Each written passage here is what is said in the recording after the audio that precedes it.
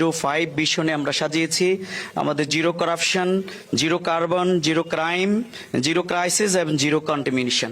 আপনি প্রথম যেটা বলেছেন সেটি হচ্ছে যে আমরা লক্ষ্মীপুরে জুলাই আন্দোলনের পরে আমি যখন একজন রোগী দেখতে গেলাম হসপিটালে, তখন আমি দেখলাম পাশে একটি ভবন দাঁড়িয়ে আছে, কিন্তু চালু হচ্ছে না কেন জিজ্ঞাসা করার পরে বলল যে কাজ করে সে পালিয়ে গেছে। পরবর্তীতে আমি সেখানে গিয়ে এখানে অফিসে গেলাম, সেই অফিসে গিয়ে বললাম যে এই হসপিটাল ভবনটা করার জন্য কি করা যায়। তখন তিনি বললেন যে এখানে 17 কোটি টাকা সম্ভবত লাগবে। আমি সাথে সাথে ঢাকা সচিবালয়ে ফোন দিয়ে এখান থেকে এই 17 কোটি টাকার একটা প্রপোজাল এখানে নিয়ে মন্ত্রণালয় জমা দিয়েছি এবং এটি তদবির করে ইতিমধ্যে এটা একনেকে পাশ হয়েছে এবং এই কার্যক্রম শুরু হয়ে যাবে ইনশাআল্লাহ। দ্বিতীয় হচ্ছে 4 লেন রাস্তার ব্যাপারে আমি সংবাদ সম্মেলন করলাম। এখানে কেন আটকা পড়েছে আমি মন্ত্রণালয় গেলাম, যাই বললাম যে ভাই আমার এই রাস্তাটা হয় না কেন, বলছে টাকা বরাদ্দ 3 টাইমস টেন্ডার হয়েছে বাট একটা অদৃশ্য শক্তির কারণে হয় না। আমি বলছি অদৃশ্য শক্তি তো আওয়ামী লীগের সময় ছিল, এখন কোন শক্তি? তখন তারা বললেন যে এটা আমরা এখানে লোকবল আরো অনেক কথা বললেন, তার ব্যাপারে আমরা টেন্ডার করার ব্যাপারে ওনারা বলছেন যে আমরা এটার ব্যাপারে উদ্যোগ নিচ্ছি।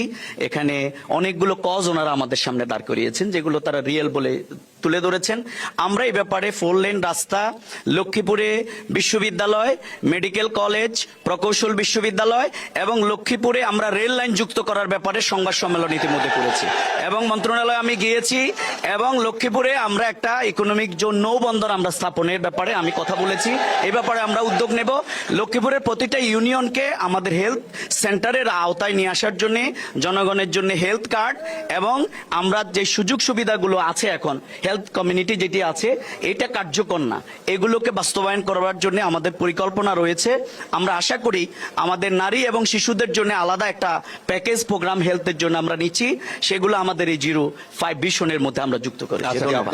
মোটা দাগে আপনার কি প্ল্যান আসলে? না ধন্যবাদ। প্রথম কথা হচ্ছে আমাদের এটা একটা আসলেই এই লক্ষ্মীপুর গোটা বাংলাদেশের মধ্যে আপনারা জেনে থাকবেন যে 3টা জেলা সবচেয়ে অবহেলিত, তার মধ্যে লক্ষ্মীপুর এখন একটা। কিন্তু এই জন্যেই আমাদের এনিভাই যেটা বলেছেন আমাদের আসলে কাদাসুরাসুরির রাজনীতি বন্ধ হয়ে আমরা যদি ঐক্যবদ্ধভাবে আমরা যদি কাজ করতে পারি তাহলে আসলে এটা সম্ভব। কিন্তু আমরা একদিকে বলি কাদাসুরাসুরি করবো না, আরেকদিকে কাদাসুরাসুরি শব্দটা বলে দিই, তাহলে এটা হয় দুঃখজনক। যেমন মনে করেন বিগত দিনে আমাদের চাঁদাবাজির ব্যাপারে আমাদের জিরো টলারেন্স, এখন চাঁদাবাজি বললে কেউ যদি তার দলের দিকে নিয়ে যায় এটা হবে দুঃখজনক। দ্বিতীয় হচ্ছে দুর্নীতির ব্যাপারে আমরা জিরো টলারেন্স, কেউ যদি দুর্নীতি বললে কোনো দলে টানে তাহলে এটা হবে দুঃখজনক। আমরা মনে করি এটি থেকে জাতির অভিশাপ, এটি থেকে মুক্ত হওয়া উচিত। আর আমি আজকে এই লাইভের সামনে ওপেন চ্যালেঞ্জ দিয়ে বলে গেলাম, জামাত ইসলামী, ছাত্র শিবির, শ্রমিক কল্যাণ, আমাদের কোন লোক যদি চাঁদাবাজি করে তাহলে তাদেরকে ধরে জেলখানায় নিয়ে যাবে, কারণ আমরা এটা করি না। এখন এই জন্যে চাঁদাবাজির ব্যাপারে আমাদের বক্তব্যটা খুবই পরিষ্কার থাকতে হবে।